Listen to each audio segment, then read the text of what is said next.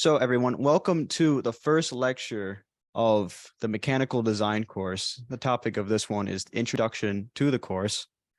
In this lecture, we're going to learn about all of the lessons that are going to be in the course, specifically what is mechanical design.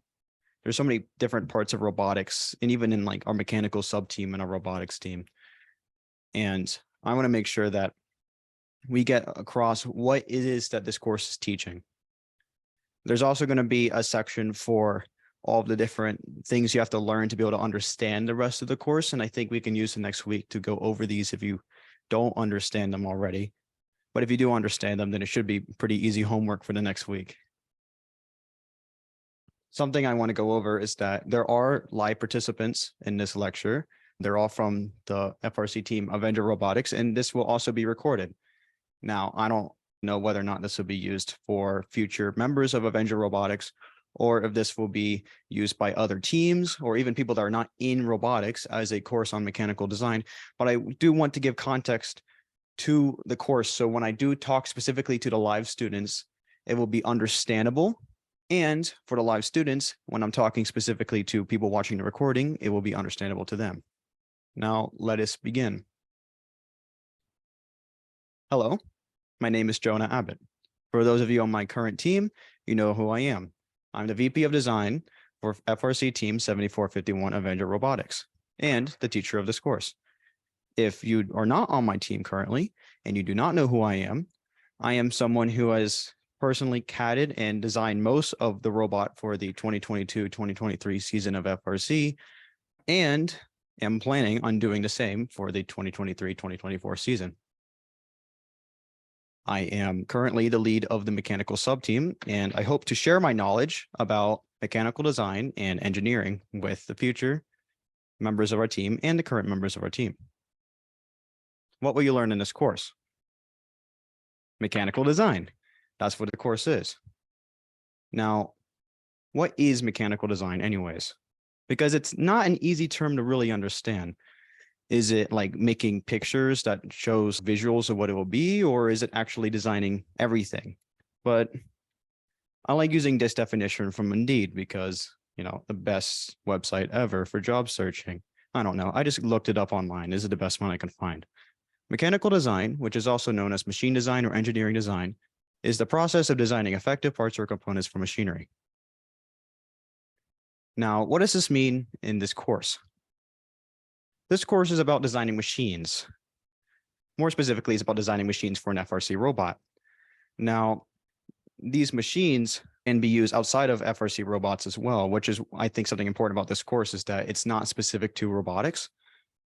It can actually teach you how to design any type of machine. Now, we'll go over more of what a machine is later, but everything we discuss in this course is meant to allow the design of a high-quality machine, aka robot. So the topics of the lectures in this course go in order. This first lecture is Introduction to the course. The second and third are going to be Basic Physics for Engineering.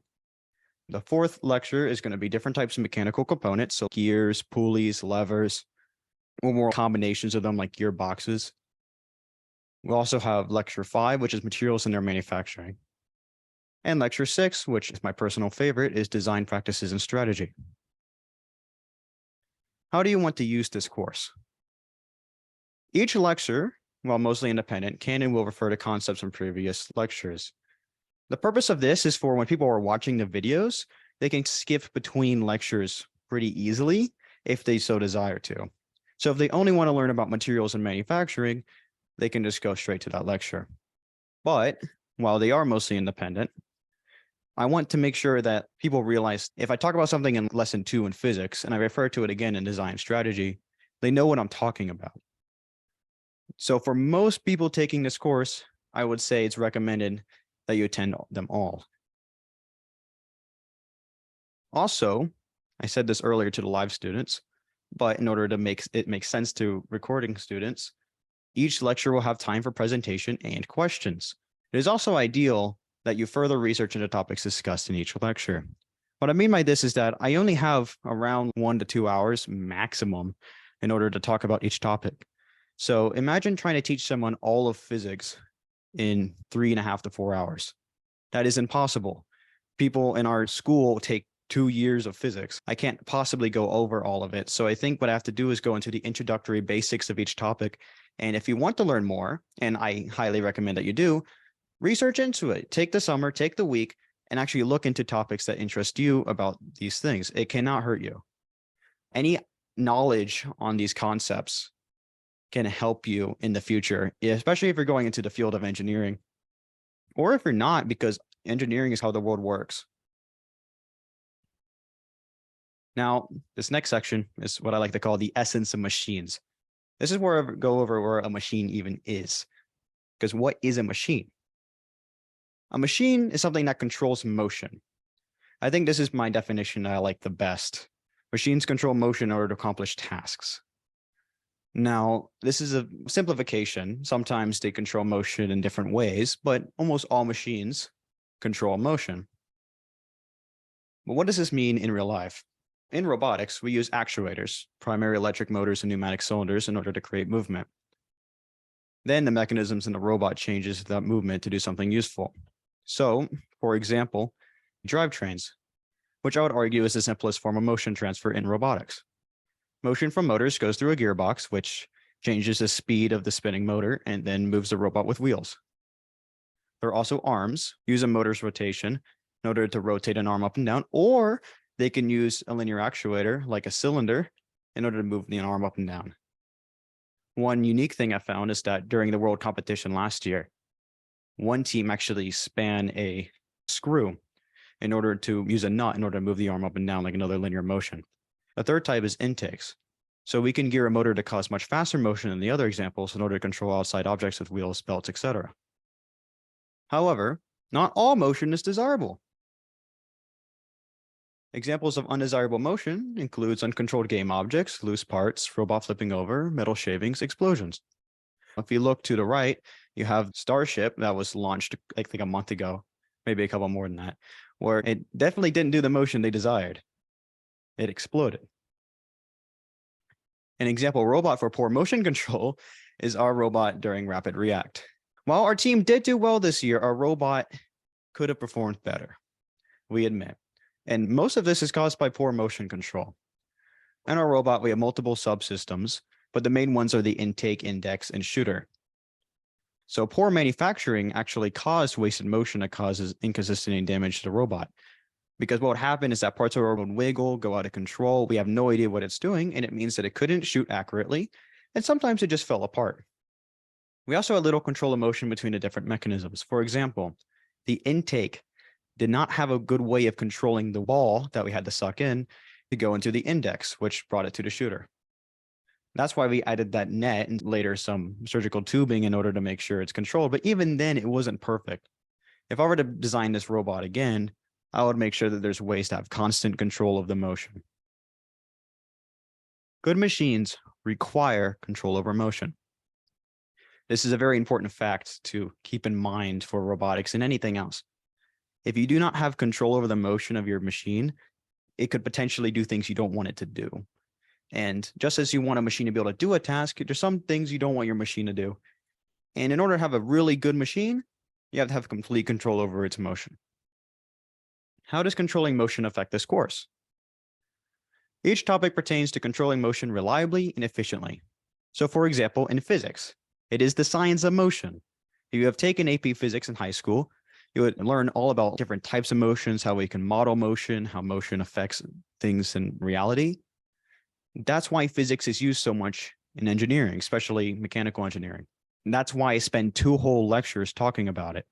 Controlling motion requires a basic understanding of physics. There's also mechanical components. What changes the motion? Things like gears, pulleys, levers, or even things like bearings, they all have control over motion. Some of them keeps things from moving around as much as you wish. Some things literally change the dynamics of the motion, screws and gears. There's also materials, which is a way to avoid unwanted motion. If you have a material that is super flexible in a place that's supposed to be sturdy, it's going to create motion in your machine that you do not want. And then there's design practices.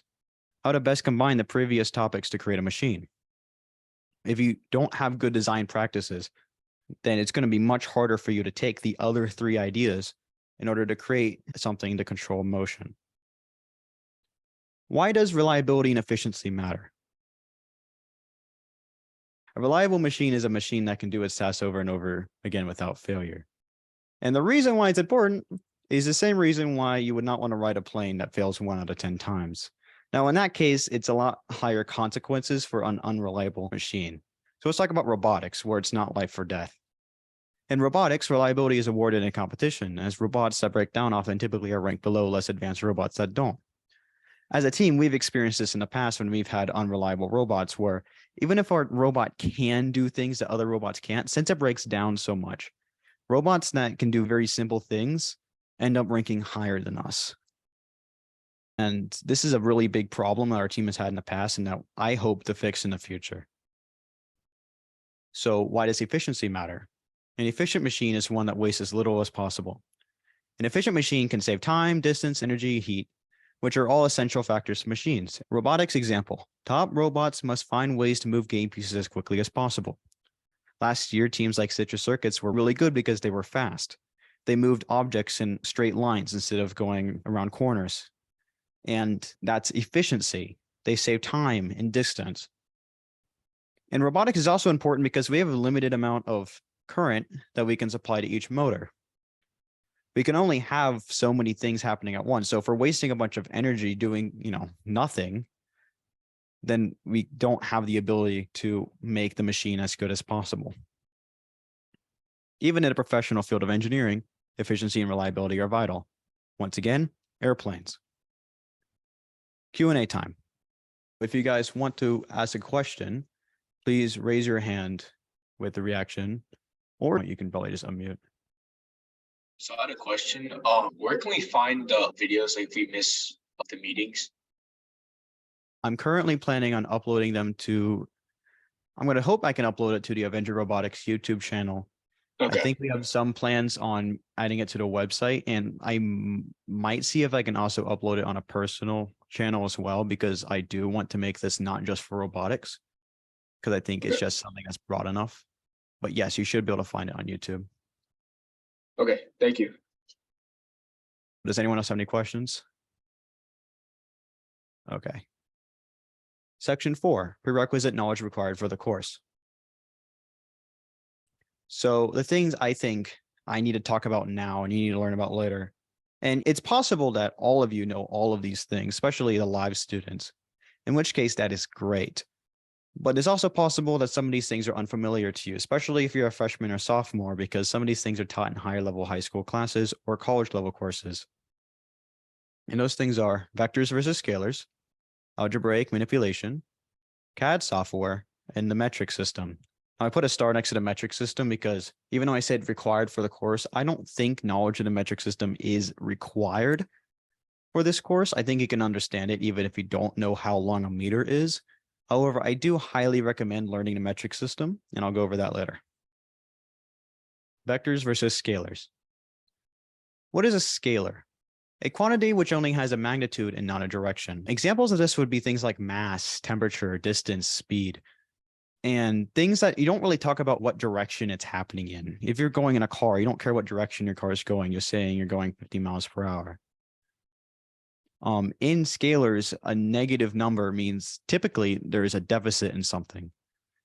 So an example would be a negative amount of money would be debt, right? You don't have money, you have a deficit of it. We learn about these a lot more in like elementary, middle school is typically the numbers we work with are scalars. There is scalars where negative does not necessarily mean a deficit, like temperature, for example. -5 degrees Fahrenheit does not mean you're somehow like lacking 5 degrees Fahrenheit. In general, this is what a scalar means. What is a vector? A quantity which has a magnitude and a direction. Examples of this are force, velocity, acceleration, displacement, typically given both a number and a direction. So in this case, I put the example 100 newtons downwards.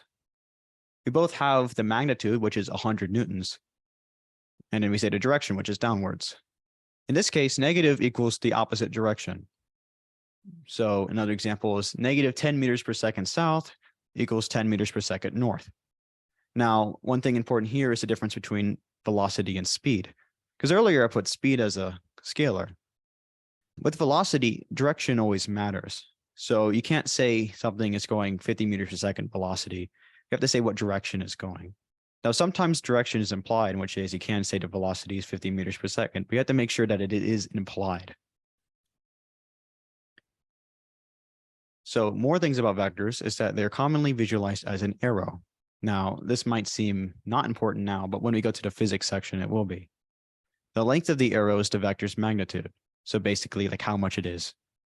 And the direction where the arrow points is the vector's direction. Now, I didn't make a slide for this, but these are really important, specifically for the physics I'm going over in lecture 2 and 3.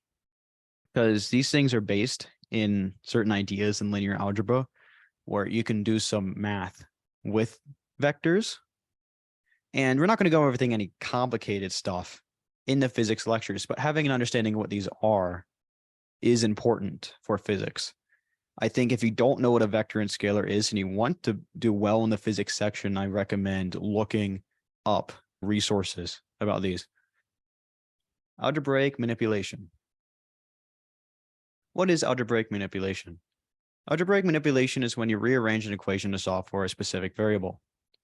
Example, rearranging the velocity equation, velocity equals distance divided by time. Sorry, I got this wrong. It's actually displacement divided by time. But if you're trying to get that equation for distance, it gives us distance equals velocity times time. In this case, most people probably already know how to do this to some extent because we've been learning about this since middle school. However, it is possible someone taking this course might not fully understand how to do this at a high level. And I think it's a good idea that if you don't, then you go over this because it's really important for both physics and just mathematics in general. I will say this is a very long topic to teach. Unlike vectors and scalars, it's very hard to go over how to do this. Therefore, like I said earlier, if you do not already understand how to manipulate equations, I will recommend some external resources to learn from. These external resources are Khan Academy, Coursera, the Organic Chemistry Tutor on YouTube, or Brilliant. I put a star next to Brilliant because I have not personally used this resource. I have heard good things about it, but I have not used it. Therefore, if it's bad, then I'm sorry. For all of these resources, make sure to search for terms such as algebra, manipulating equations, etc. Using these resources can definitely get you ahead in mathematics as well. So even if you think you have a little bit of an idea of how to do it, I still recommend using them. CAD software. Now, for people that are live students, this is less important because I think most of us have used CAD in the past in the robotics team or in our school's mechatronics course. However, it is important for people that are listening to this in the future to know about this. So what is CAD software? CAD stands for computer-aided design. The purpose of CAD software is to allow for the design, simulation, and visualization of parts and assemblies before creating it in real life. Before is extremely important here. If you're just making everything without putting it in CAD first, you waste a lot of resources and time and money that you wouldn't have wasted if you just did it in a computer first to see if there's any problems with it. It also allows you to be very precise, and if you have the equipment, to manufacturing it using computer-aided manufacturing. CAD is used across the planet in almost all sectors of engineering and is essential to modern machine design. What software should I use? The most popular CAD software includes SolidWorks, Fusion 360, CATIA, Creo, Onshape. There's more. I'm honestly just too lazy to list it. This course will be using SolidWorks. This is just because it's what I know, it's what I'm most familiar with, it's what our team currently uses. But almost everything can be done in any program. If you want a recommendation, I recommend Fusion 360 just because it's free. Onshape too. Fusion 360 or Onshape are really good options. Learning CAD. To my knowledge, all of these software suites have helpful resources to learn to program on their websites. There are also many useful videos on YouTube for the more popular programs. Fusion 360, SolidWorks, I would even say Onshape is now a more popular program, especially for robotics. If you wish, you can also find quality paid online courses for all of these. I'm not going to go ahead and say I recommend getting a paid course, especially for live students, but it is a professional skill that will get you, like you will be using in your job constantly if you go into engineering. So if you do plan on going to engineering and you want to get the best quality education on these programs, a paid course will be good. Now, the last section is the metric system. The metric system is a collection of measurements that are ultimately based on the meter, which is length, liter, volume, and grams, mass. Most of the scientific and engineering world uses this system instead of the imperial system, pounds, gallons, feet. If you're not from America, which most of the world isn't, but I would expect a lot of people watching this video are, you're probably pretty used to the metric system. Some people from America, especially, have a problem like understanding what is a meter. Like we know what a meter is, but we don't know how long it is. Is this a meter? Is this a meter? Who knows? If you want to go into science and engineering, it is a really good idea of really fundamentally understanding the metric system. But it is not necessary for this course. As long as you know a meter's length, then as long as I say meters, oh, that's just length. It's not that important. And in CAD, you can use meters or imperial. In the case of engineering, we use a series of letters to show base units. So base units are basically the things that everything else is based off of. In engineering and physics, we use meters, kilograms, seconds, which means meters, kilograms, seconds, MKS. Said it twice, didn't mean to. This is common in like CAD software. You might see different versions of this for saying millimeters, grams, seconds. And that's just because when you're working with small objects, different base units are better. But for most of engineering and physics, we use meters, kilograms, seconds. That means that all variables can be shown in reference to those units. So we have some final thoughts. This is specifically for live students. If you're watching the recording, this might not make sense to you, but we are using Slack as a messaging platform to communicate. And I want to talk about the Slack real quick. The Slack channel will be used by me to make any announcements about the course, but it has other uses as well.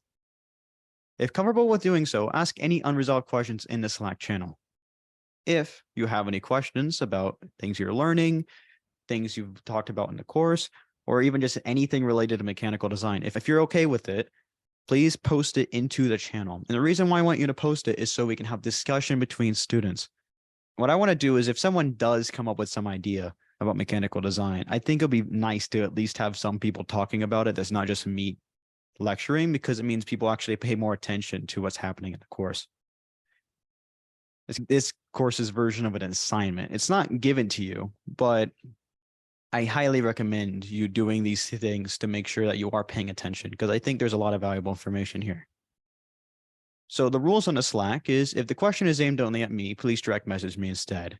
This is contradictory to what I said earlier, but if you just want to ask me a question, I think it's wasteful to just put it on the Slack. I think if you just direct message me, it'll be better. Another thing is please do not use @channel. This notifies everyone on the channel and should be reserved for announcements. I use it personally when I'm trying to tell everyone something because I know people are not actively paying attention to Slack all the time. But if you're just asking a question, please don't use @channel. Another thing which is also trying to clear up in the Slack is if replying to a message, use the reply thread. Most of you are really good at this. But there are some times when I'm using Slack where people just keep messaging over and over again in the main channel. Please do not do that. It makes it all cluttered. Number 4 is after every announcement message, react with a thumbs up to tell me that you have seen the message. It is so nice for me to know if people have seen this because currently we only have 7 people in attendance and we had 15 people sign up. And it was nice of you guys because all 7 of you did thumbs up to the announcement. But what I don't want to happen is making an announcement like one person thumbs up. And I'm thinking, oh man, nobody has seen the message. I got to do it again. And then people get annoyed because I'm announcing over and over again. And the last rule, which I think you guys should do fine in, is keep the discussion in the Slack channel civil and related to the course. This is just a general Slack etiquette. Like if there's a channel, don't talk about things outside the channel, in the channel, and be civil. Don't make fun of other people. Don't talk about things that are inappropriate. Like I shouldn't have to talk about this to you guys. And I know you guys personally, and you guys will be fine. But if you are watching this recording and you have a Slack channel of your own, please keep it civil and related. So, live students have too much fun. So now for recording students. All of the lectures will be recorded and posted on the internet. It is my wish that this course is not only shared within AvengerRobotics, but will also be shared with other robotics teams and used as an introductory resource for mechanical design as a whole. Even though these are being recorded, sessions relevant only to the current students, aka Slack, current year designs, etc., may be edited out for comprehension purposes. However, I hope current students keep in mind that what they say may be posted on the internet. If you do wish to cut out a question or statement, I will wait at least 1 week for you to message me before publishing. Like, I have to edit the video anyways, so I don't want to publish immediately. So 1 week is the time. If you say something in there and you're like, I don't want that to be on the internet, please message me. I do respect that. This has been nice and short. If you guys want to unmute, please do so. Wait, is the next one at the same time as this one? Yes. Okay. And next Monday? Yes. Okay. Yes. Hopefully it has been understandable for you guys overall. I just wanted to make this course as good as possible for people taking it. I think this is a good time to end the video for people that are watching the recording.